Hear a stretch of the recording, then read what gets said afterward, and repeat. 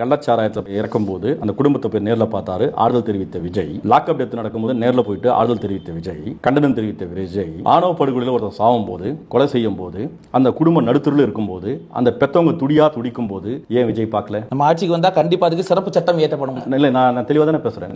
புரியுது, நான் தெளிவாக தானே இருக்கிறேன். நான் மறுபடியும் சொல்றேன், கள்ளச்சாராயத்தில் குடிச்சு இறந்துட்டான். நல்லா கேட்டுங்க.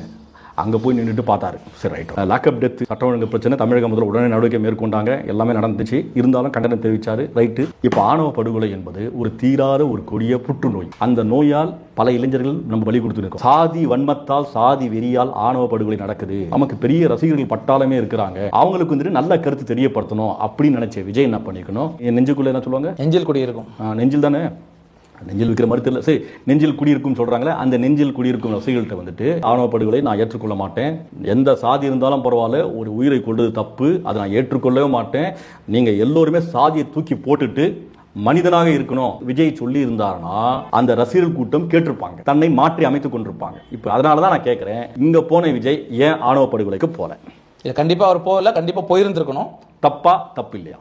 கண்டிப்பா போயிருந்திருக்கணும். தப்பா தப்பு இல்லையா?